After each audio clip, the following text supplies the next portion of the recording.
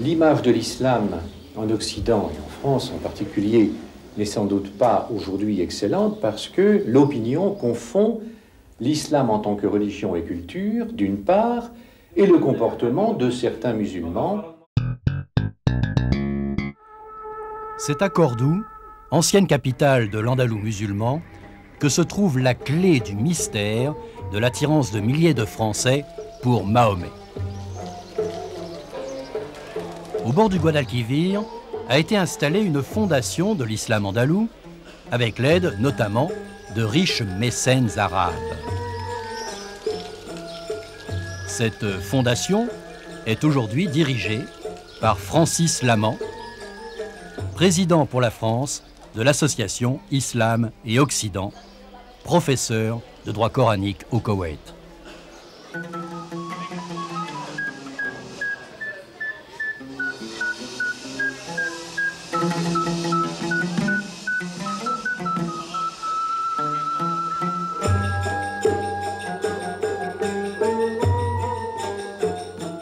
Le message de l'Andalou, c'est le message de la coexistence.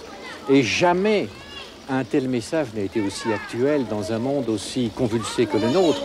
Car ce que Cordoue a enseigné, et toute l'Andalousie, c'est la tolérance, la coexistence entre les religions et entre les cultures.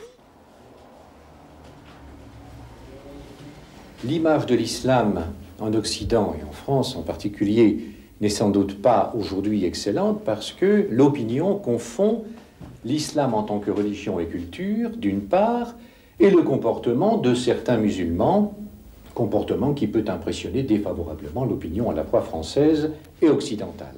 Mais c'est une raison de plus pour rappeler à l'opinion française et à l'opinion internationale que l'islam authentique est ici. Et que si les musulmans du monde entier sont très attachés à Cordoue, c'est que l'Andalous, en général, et Cordoue, au XIIe et XIIIe siècle, ont été l'âge d'or de l'islam.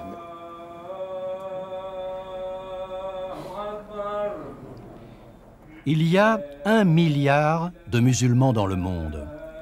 L'islam est aujourd'hui la seule religion en pleine expansion et bien au-delà des pays arabes.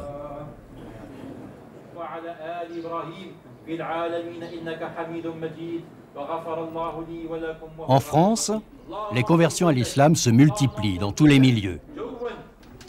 Au-delà des simples conversions par mariage, ces nouveaux musulmans sont souvent des déçus de notre société. Donc nous sommes ici un groupe d'élèves instituteurs et nous finissons notre formation dans 2 semaines. Nous allons travailler dans les écoles primaires et notre formation ici c'est à la fois une formation par matière sur chacune des matières enseignées plus une formation complémentaire en psychopédagogie. Vous avez un environnement tout à fait sympathique qui ne vous regarde pas de travers parce que vous êtes musulman. Enfin, c'est pas spécifique à la classe, mais en général, dans mes relations avec les gens, les gens voient que je suis pas, j'ai pas l'air complètement bizarre, martien ou je ne sais quoi, donc ils ont du mal à comprendre que je sois musulman, parce que pour eux, être musulman, c'est je sais pas ce que ça signifie, enfermer sa femme à la cave ou je sais pas quoi. Dans la société actuellement en France, l'islam est assez mal vu, enfin les musulmans sont assez mal vus. Alors lui... Il est assez mal vu aussi.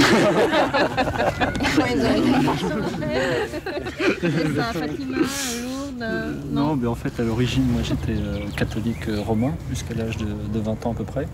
Et bon, j'ai trouvé qu'il y avait un décalage énorme entre ce que je voyais les gens chrétiens autour de moi et ce que moi je percevais du message de l'évangile. Et donc j'ai commencé à chercher autre chose. En fait, j'ai tout de suite accroché sur l'islam parce que j'y ai découvert à la fois une relation directe entre Dieu et sa créature, c'est-à-dire le côté mystique, un texte révélé qui est resté relativement pur ou même totalement pur jusqu'à aujourd'hui. C'est-à-dire que la religion musulmane d'aujourd'hui est très très proche de celle d'origine. J'ai trouvé également l'absence de clergé, c'est-à-dire que chacun est responsable vis-à-vis de lui-même et de personne d'autre dans l'islam. Et ta femme, elle s'est convertie parce que tu étais converti ou parce que c'était ses propres convictions? Oui, il a fallu que je l'enferme pendant 1 an dans la cave. Et s'en est réchappé, donc c'est bon. Et juste avant d'expirer, il a dit bon, finalement, Ah, d'accord, oui. Non, ouais, c'est-à-dire que bon, moi je me suis converti il y a 2 ans et demi, elle il y a plus d'1 an maintenant. Elle y a mis le temps parce que c'est vrai que l'image qu'on a de l'extérieur de la situation de la femme dans l'islam, du statut de la femme dans l'islam est une horreur. Très souvent j'entends des gens, oui moi j'ai vécu tant d'années en Algérie, j'ai vu ce que c'était, etc. Bon, la situation de la femme dans un pays arabe n'est pas la situation de la femme dans l'islam. C'est 2 choses très, très différentes. Une des choses qui est censée permettre aux musulmans d'atteindre le paradis, c'est de faire le bonheur de sa femme. Si vous dites est-ce que vous êtes intégriste, je vous dis oui tout à fait. Parce que pour moi, être intégriste, ça veut dire appliquer et chercher à appliquer intégralement sa religion. Et si je cherche à appliquer intégralement l'islam, je suis tolérant, je suis ouvert, je suis pour la paix, je suis pour la fraternité et je vais emmerder personne avec mon islam. Et chacun est libre de penser ce qu'il veut et aucun musulman n'a droit de juger un autre musulman. Donc vous ne vous sentez pas du tout solidaire de tous les mouvements qui pourraient exister, activistes islamiques? Je suis solidaire de tout ce qui est musulman, réellement musulman. Et les gosses là, qui seront dans votre classe, vous leur parlerez de l'islam? Vous essaierez de leur montrer que c'est intéressant? C'est pas du tout au programme, donc je leur en parlerai pas.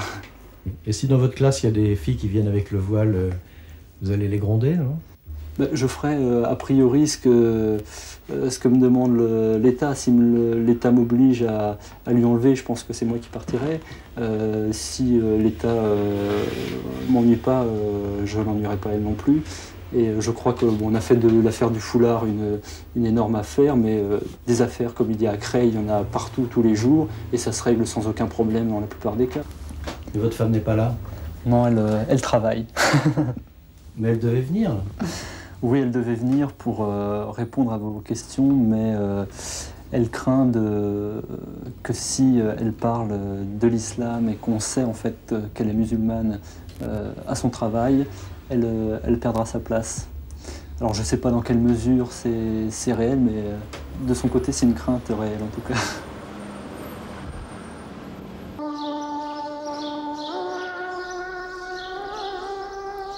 Eva de Vitré a 83 ans.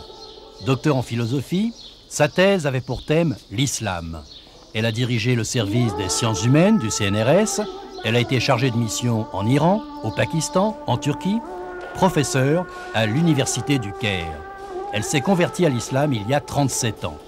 Ce sont les penseurs et mystiques persans qui l'ont amenée à l'islam, notamment Rumi, qu'elle a traduit en français.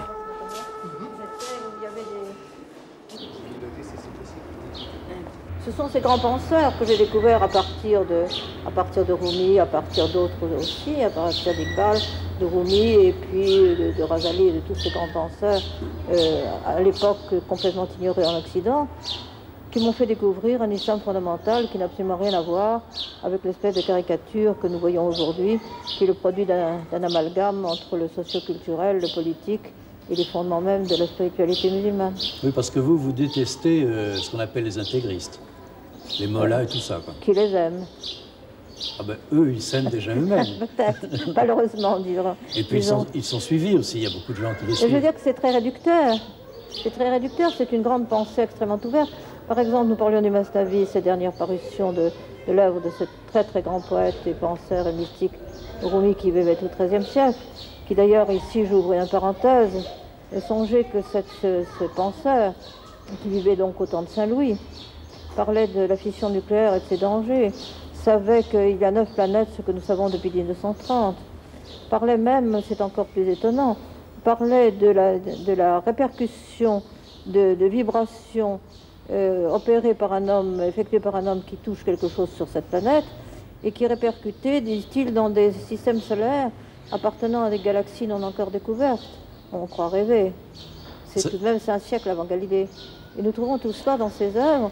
Bon, c'est aussi cette concordance avec la pensée moderne la plus actuelle, c'est tout de même quelque chose de très émerveillant.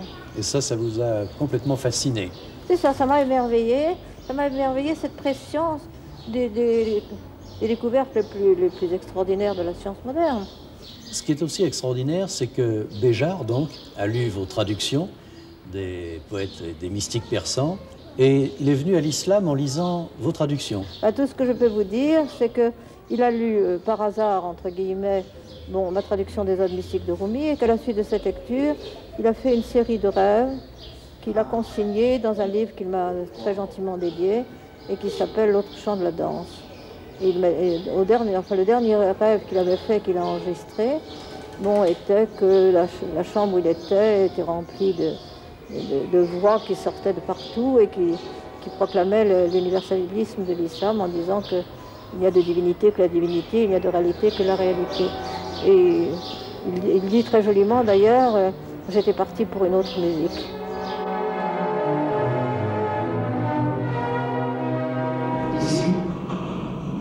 Le temps devient espace. Maurice Béjart s'est converti à l'islam en 1973 à Téhéran, conversion due à une rencontre avec un sage musulman et à la découverte du sens caché des textes mystiques, notamment ceux du persan Rumi. Le livre est pour vous. Oh, merci, c'est Rumi. Oui. Mais ce livre-là, les Iraniens l'appellent le Coran iranien.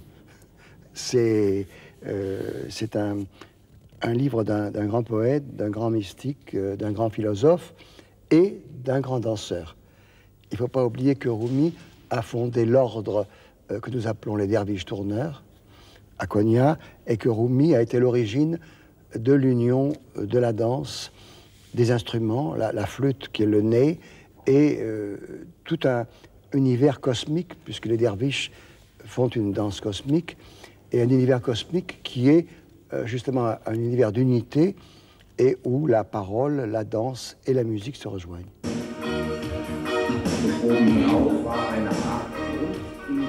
Béjart est donc proche de la confrérie des derviches tourneurs, ces danseurs mystiques dont il admire la technique vertigineuse. On peut dire que c'est aussi la danse qui a contribué à la conversion de Béjart. Quand tu as fait un tour et demi, tu le prends de là. Colle-le. Pour lui, la danse peut tout traduire. Elle est supérieure au langage parlé. C'est une prière. Il considère d'ailleurs les mouvements de la prière chez les musulmans comme une véritable danse.